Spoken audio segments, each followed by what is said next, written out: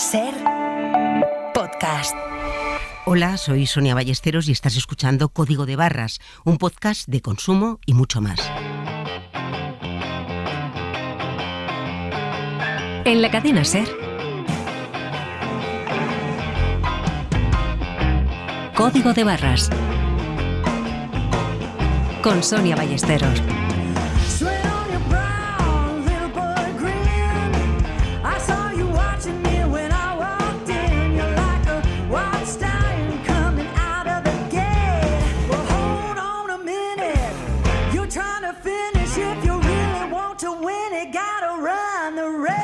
Hola, ¿qué tal? Empieza aquí este programa en el que vamos a hablar de las polémicas balizas que tenemos que llevar en el coche desde el 1 de enero y lo hacemos hablando con uno de esos ciudadanos que se declaran objetores y no van a comprar ese sistema de señalización porque dicen no aporta nada a la seguridad vial. Entramos también en el mundo de la biometría, que va ganando terreno no solo en nuestra vida particular, porque cada vez somos más los que utilizamos nuestra cara para entrar en el móvil, también gana terreno en los controles de los aeropuertos. ¿Es seguro? ¿Quién se queda con esos datos? Acabamos con una de microcréditos. España es el país europeo que más los solicita y los intereses pueden ser tan abusivos que el gobierno ha decidido poner coto a esos abusos. Empezamos.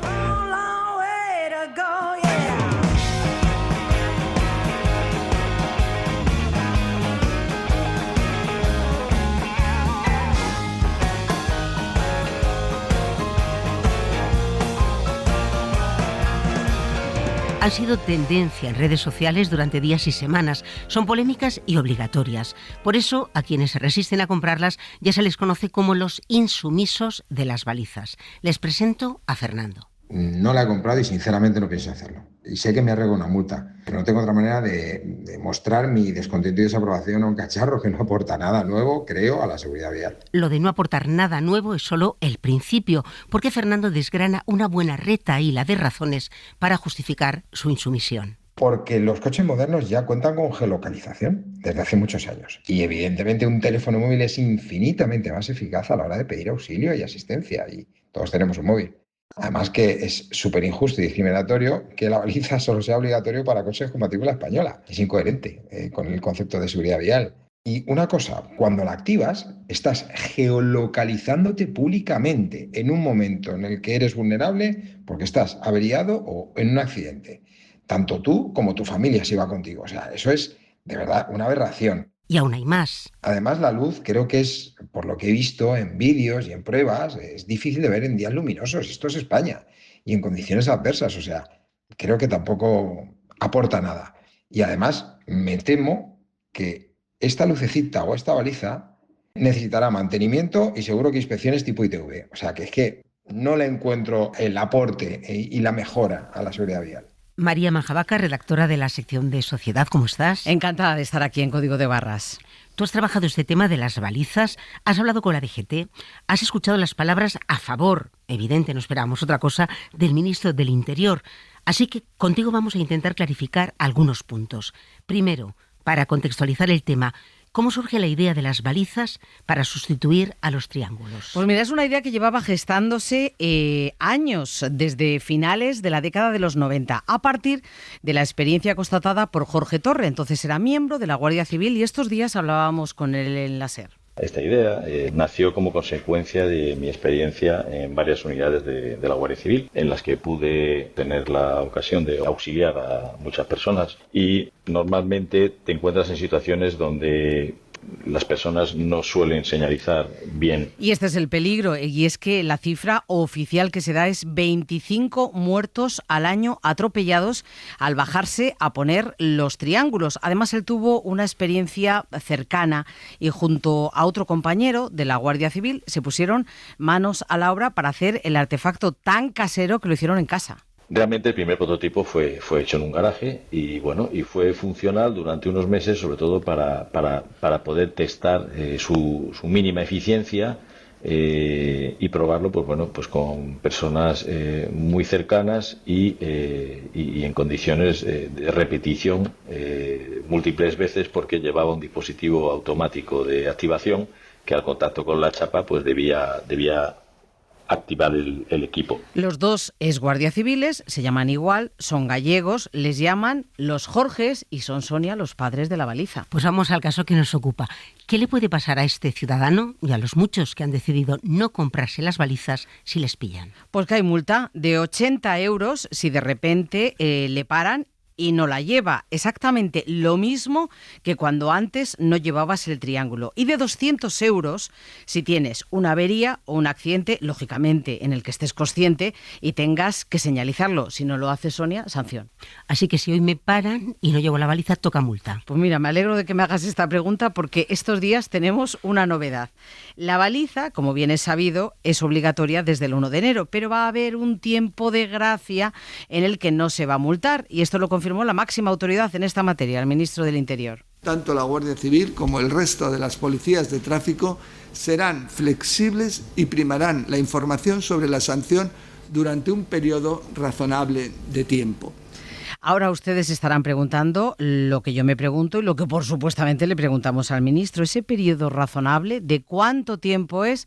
Pues no lo saben, así que de momento estamos en pausa de multas. Entre las razones que enumeraba Fernando para justificar su insumisión está lo de la geolocalización visible, dice él, para todo el mundo, de manera que cualquiera puede saber que estás tirado en una carretera, tal vez solitaria, con un vehículo que no funciona. ¿Esto no se puede evitar? ¿Qué es lo que dice la DGT? Bueno, pues mira, fue la pregunta que le hicimos de 1000 maneras, porque empezaron a circular noticias, algunas con fundamento, otras sin mucho rigor, sobre la posibilidad, vamos a poner el caso de que los malos, los ladrones, como saben dónde estás y en situación vulnerable, pues se pasaran por allí, hablaban de grúas falsas, en resumen, con malos propósitos, digamos. Pero como la Guardia Civil también sabe dónde están, pues allí se pueden juntar todos. Y esto, según el ministro, es disuasorio. Tráfico sabe también automáticamente, esa es la cuestión, de que hay un vehículo en una zona, con lo cual se da también el aviso a todas las unidades, con lo cual creo que el riesgo al que tú has aludido de posible o posibilidad disminuye ostensiblemente. Le ha costado explicarlo al ministro, pero se entiende. Como se avisa a la Guardia Civil, pues igual los malos ya no se acercan o igual se juntan todos. En cualquier caso, siempre sale alguno mal parado, que suponemos que siempre es el malo. Otro de los temas polémicos es el de la luz. ¿Se ve o no se ve la luz de las balizas? Pues muchos usuarios dirán lo que dice Fernando, que en muchas circunstancias no se ve. Pero el ministro niega la mayor. Hay muchos tipos, dice él, las hay más potentes, con mucha luz, las hay peores, pero se ven a 1 kilómetro. Esto por lo menos es lo que dice el ministro, que ilumina bien, que localiza, pero insistimos, no da ningún dato personal ni del coche ni del conductor. Vamos a seguir escuchando a Fernando. Nos cuenta ahora qué es, en su opinión, lo peor del nuevo sistema. A ver, lo peor del nuevo sistema, primero se presenta como una solución incuestionable, ¿no? y súper eficaz, cuando realmente no sustituye una llamada de emergencia. O sea, el nuevo sistema, la baliza, no sustituye una llamada de emergencia, ni siquiera la mejora. Tampoco te gestiona a la asistencia, ni sabes quién viene, ni si no viene, ni si te han recibido, ni no. No decide qué va a pasar o qué se va a hacer. O sea, realmente parece que has mandado un socorro, pero es como tirar un mensaje a una botella al mar. No hay nada detrás. O no se sabe qué hay detrás ni si lo está gestionando. Mandas un socorro, pero no hay nada detrás, dice este ciudadano. ¿Qué hay de cierto en esta afirmación? ¿Gestiona la DGT algún tipo de ayuda? Vamos a ver, la DGT como tal no gestiona la ayuda. En la DGT se recibe la información que da la baliza, el punto en el que se encuentra el coche, pongamos, accidentado o averiado. Y con la información informa la Guardia Civil de zona para que, si puede, vea lo que ha pasado y ayude si es necesario. Esto, claro, depende de la casuística, de que los que estén por allí estén y puedan acercarse. Pero la baliza no discrimina y no le pueden llamar por teléfono para preguntarle, ¿es un accidente? ¿Se ha quedado sin gasolina? Porque si fuera un accidente gordo en una carretera principal ya se ve en las pantallas, esto es lo de siempre, se movilizan las fuerzas de seguridad y ahí termina todo. Pero en principio tenemos que entender que con la señalización la Guardia Civil de zona lo sabe y si puede se acerca, ve lo que te pasa y te puede socorrer o no, dependiendo del caso. Supongo que si llega allí y es que te falta la gasolina, pues igual te dice adiós muy buenas y te pone una multa. María Manjabacas, gracias por la información. Un placer, como siempre. Escuchamos ahora, mira, para terminar, las alternativas que propone las balizas nuestro ciudadano insumiso, Fernando. De entrada nos dice el móvil, claro, y sobre todo La formación en seguridad vial y el sentido común. Eso veo que no se fomenta, por lo que entiendo que debe ser más caro que la imposición de una lucecita. Entiendo que los triángulos, en muchos casos, hacen una función preventiva infinitamente superior a la baliza. Y lo único que, claro, hay que tener cuidado de cuándo se pone y cómo se pone, pero para eso tiene que haber una formación y una educación que no se lleva a cabo, simplemente te lo imponen y ya está. Además, el reglamento de circulación recomienda abandonar el vehículo cuando las condiciones lo permiten para dejar a las personas en peligro. Met a jean soap barroom queen in Memphis. She tried to take me upstairs for a ride. She had to heave me right across the shoulder. 'Cause I just can't seem to drink you all my mind. Código de barras. El consumo con buena música. Honky tonk women that gimme the honky tonk blues. Vamos a hablar del control biométrico a partir de una carta que nos ha enviado un oyente y que escuchamos en la voz de nuestra compañera Marina Fernández. Quería dejar constancia de un incidente ocurrido en el aeropuerto de Bilbao. Soy de nacionalidad española, venía de un vuelo del Reino Unido e intentaron obligarme sin éxito a utilizar el sistema de control biométrico en contra de mi voluntad. Hubo un trato irrespetuoso hacia mi persona para intentar utilizar el control biométrico sin mi consentimiento. Solicité la normativa de obligatoriedad, pero ni el policía ni el superior de AENA la pudieron mostrar. El policía me amenazó con multas de hasta 600 euros, arresto en el calabozo y comparecencia a los juzgados al día siguiente. Se me agredió emocional y físicamente, ya que el policía intentó esposarme delante de otros trabajadores del aeropuerto. Finalmente me dejó ir sin pasar por el sistema biométrico, pero me dijo que me llegaría una multa a casa.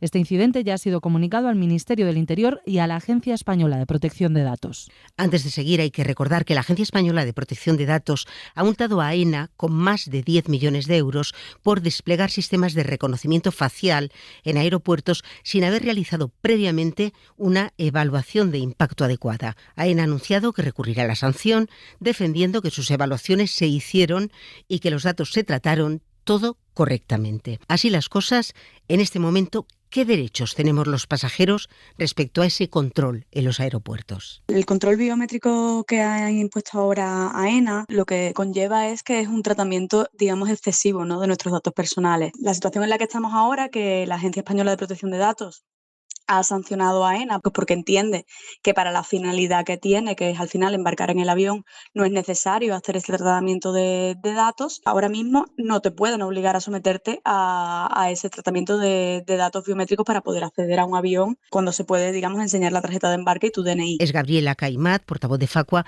quien asegura que de momento nos podemos negar, como ha hecho esta oyente, aunque no sabemos qué pasará en el futuro. Un dato, la Unión Europea desde finales de 2025, es decir, desde hace muy poco, exige registro de rostro y huellas a no comunitarios y además a varios países de Asia. Gabriela, hoy, si nos quieren obligar a pasar por un control biométrico, ¿qué podemos hacer? Reclamarle a la aerolínea que nos esté obligando a hacer este control biométrico. Y lo primero, obviamente, es si la respuesta de la aerolínea pues es negativa o siguen obligándonos o pretendiendo obligarnos a pasar el control biométrico, ponerlo en conocimiento de la Agencia Española de Protección de Datos, porque al final es un incumplimiento de su resolución, y ponerlo en conocimiento también del Ministerio de Interior. Para saber más sobre este tema, sobre controles biométricos, hablamos con Eusebio Nieva, director técnico de Checkpoint Software para España y Portugal. Eusebio, encantada de saludarte.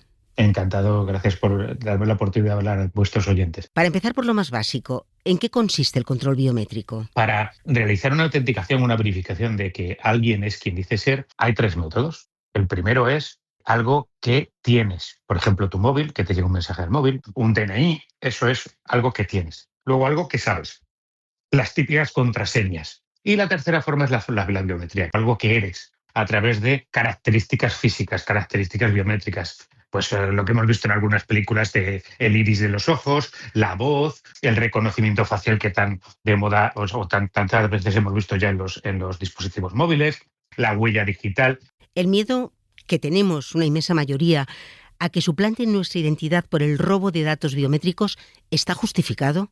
A ver, El gran problema de las aplicaciones biométricas, a diferencia de las contraseñas, etcétera, las contraseñas, por ejemplo, las puedes cambiar, pero es que las aplicaciones biométricas tú no te puedes cambiar a ti mismo, tus huellas no las puedes cambiar. Entonces, un robo tiene consecuencias mucho más graves, un robo de este tipo de datos puede tener consecuencias mucho más graves que otros tipos de autenticación o de identificación, ¿vale? Sí que existe un peligro, porque si esos datos fueran robados, si esos datos biométricos son todos almacenados, pues al final podrían ser utilizados en nuestra contra y, por lo tanto, se debe exigir que los fabricantes que utilicen este tipo de datos los protejan con las máximas garantías. O que no se almacenen.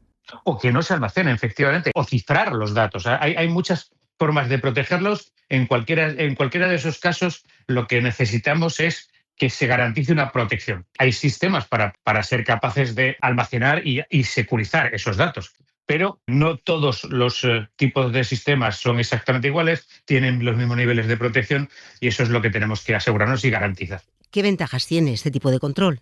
Es mucho más sencillo al final. O sea, tú con la huella digital todo el mundo puede entender, bueno, pues pongo el dedo y ya si con un simple gesto me autentico o pongo la cara o hablo o, ¿sabes? Con cualquier cosa que es muy sencilla, muy natural para los seres humanos, al final es eliminar un paso en el cual me tengo que acordar de una contraseña, poner la contraseña, acordarme de no tener la misma contraseña en todos los servicios, etcétera, etcétera. Al final es mucho más sencillo, tiene muchísimo menos coste en términos de uso para el usuario. Como sociedad, también corremos peligro al dar nuestros datos biométricos. Un ejemplo, desde hace años China impuso ya el reconocimiento facial para poder comprar un teléfono móvil y eso se interpretó como una forma de establecer un mayor control hacia sus ciudadanos. ¿Cómo queda eso, no? ¿Ese riesgo es real? ¿Existe?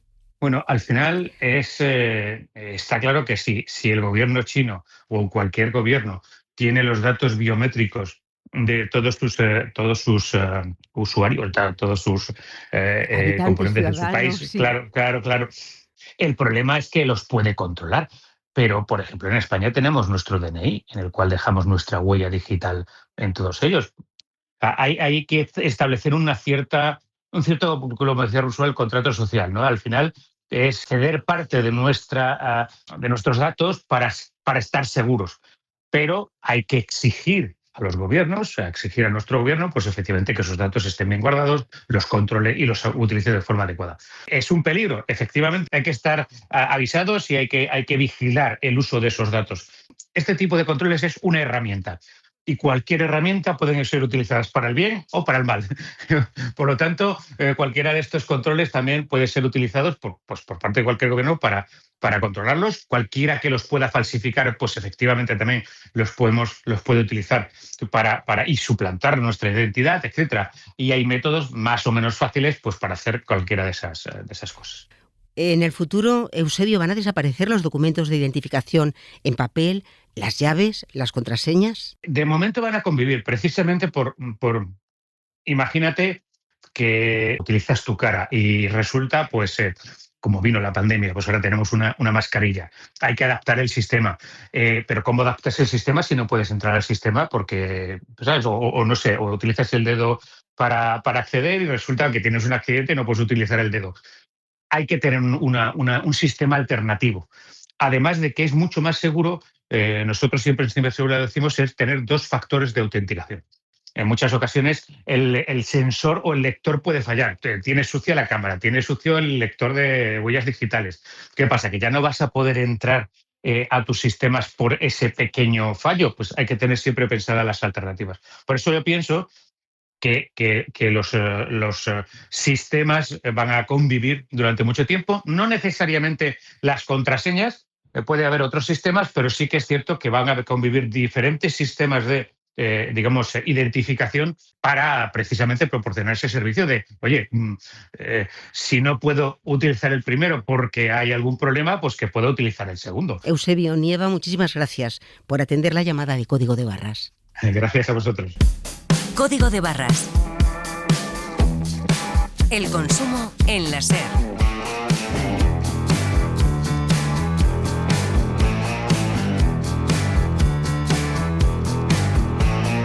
Crazy is as crazy does.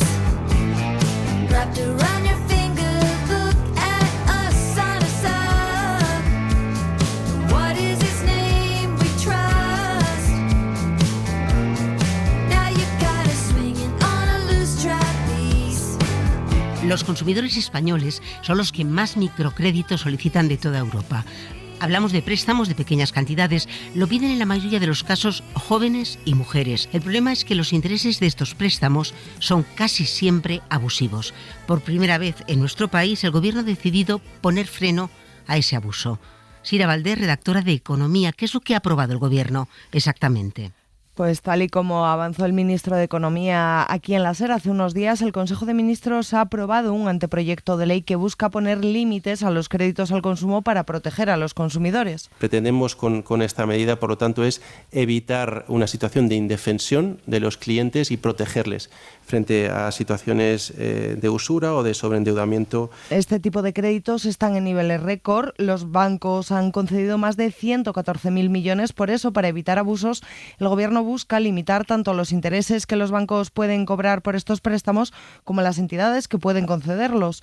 Esta norma tiene efectos tanto sobre los créditos al consumo como sobre los microcréditos, las tarjetas revolving y los préstamos rápidos a través de Internet, para los que fija un TAE máximo, es decir, un tipo de interés máximo que será al menos de momento del 22%, aunque ese límite se irá actualizando cada 3 meses y solo las entidades autorizadas por el Banco de España podrán conceder este tipo de préstamos.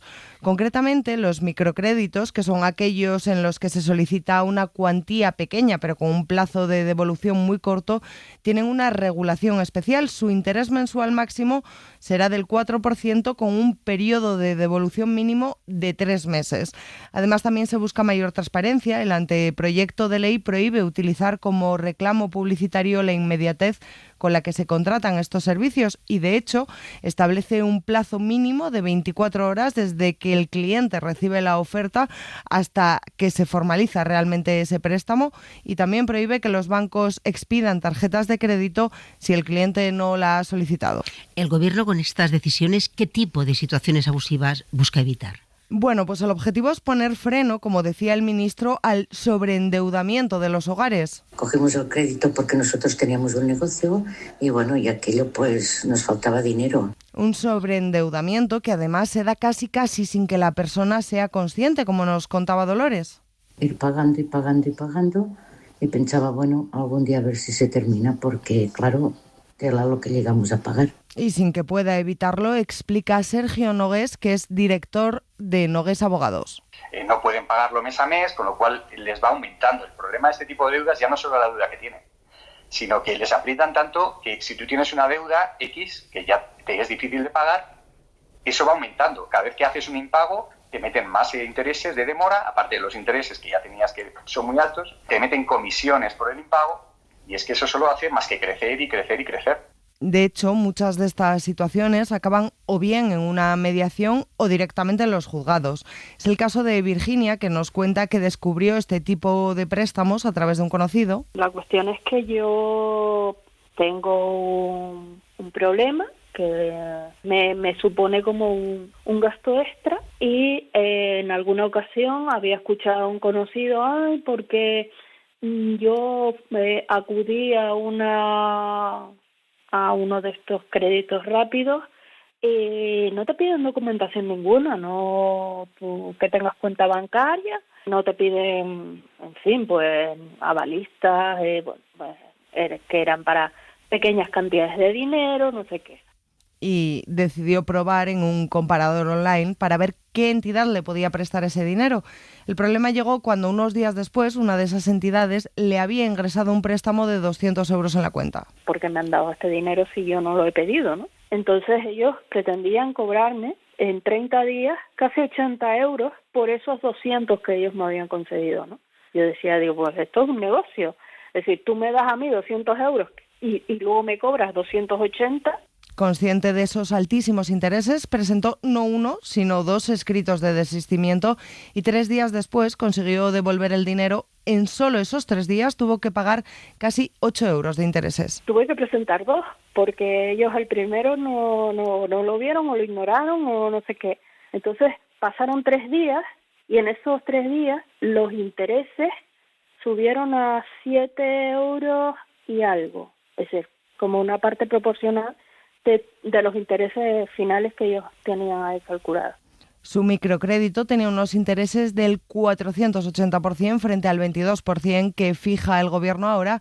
Al cabo del mes ella tendría que haber abonado casi 80 euros. Con esta nueva norma lo máximo que le podrían haber cobrado serían algo más de 3,5 euros. Pequeña cantidad, pero desde luego una usura brutal. Y parece mentira, pero estas situaciones son más comunes de lo que muchos de nosotros nos pensamos. Sí, lo que explican los expertos es que este tipo de situaciones le ocurren a todo tipo de personas que en un momento dado de su vida necesitan algo de dinero extra por la razón que sea y entonces recurren a estos créditos al consumo muchas veces sin saber o sin entender realmente las condiciones que se encuentran detrás. Así lo explicaba Nogués. Personas que tienen una situación económica complicada por una enfermedad, un despido, falta de empleo o incluso situaciones del día a día. Gente que tiene una tarjeta, como tiene todo el mundo, bancaria, y resulta que a pesar de que pague todos los meses, lleva años y años y sigue debiendo dinero. O un pago aplazado de un electrodoméstico, un ordenador, una televisión, un móvil, y también caen con situaciones,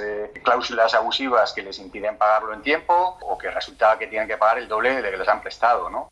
Pero como dices, tendemos a pensar que no hay muchos afectados por este tipo de intereses abusivos. Nos explica también Nogués por qué ellos tienden a ocultar su situación. Tanto la culpa como la vergüenza. Te das cuenta además que no hablan nunca con su entorno más íntimo de este tipo de circunstancias. Muchos lo ocultan absolutamente, con lo cual incluso todavía le viene peor, ¿no? Todavía va peor. Ellos, las entidades financieras, son los que tendrían que sentir esa culpa y esa vergüenza. Son ellos, las entidades financieras, los que redactan esos contratos, los que incluyen esas cláusulas y cuando luego resulta que la mayoría de ellas, inmensa mayoría, que son ilegales, que tienen cláusulas ilegales, son los bancos y las entidades financieras lo que tenían que sentir vergüenza. Tan es así, tanta vergüenza sienten los afectados, que una de las situaciones más habituales que se encuentran en los despachos de abogados es que no es la propia persona que ha contratado el crédito quien acude a ellos, sino sus hijos, que descubren la deuda en el momento de recibir la herencia. Que vienen con, oye, mira, no sabía que mi padre o mi madre tenía esto, y recuerdo algún caso bastante gravoso de decir, oye, han estado pagando como han podido, llevan una vida muy austera hasta que fallecieron y resulta que es que tenían una deuda con tal entidad o tal otra y les ha amargado la vida y los herederos se sentían fatal porque nunca me lo dijo, nunca me dijo que tenía este problema, nunca trató de atajarlo, simplemente pagaba y callaba. Y es que el principal problema que se suelen encontrar los consumidores en esta situación, como decíamos antes, es que entran en una espiral de deuda porque estos créditos tienen intereses abismales.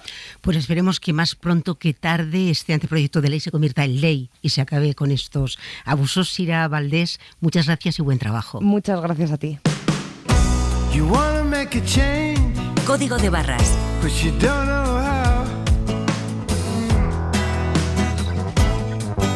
Terminamos, pero antes recordar que en este programa han participado María Manjabacas y Sira Valdés en información y reportajes, en el montaje Miguel Hijosa y en la selección musical Marcos Granado. Pasarlo bien. Sonia Ballesteros.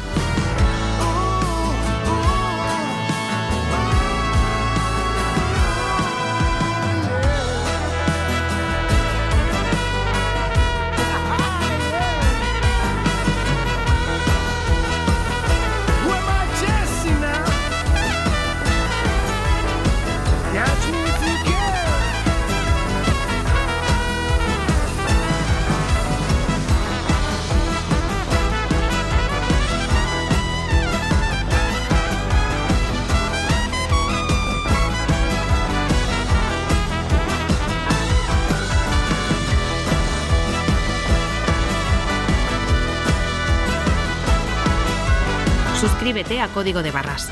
Todos los episodios y contenidos adicionales en la app de Cadena Ser y en nuestros canales de Apple Podcast, Spotify, iVoox, Google Podcast y YouTube.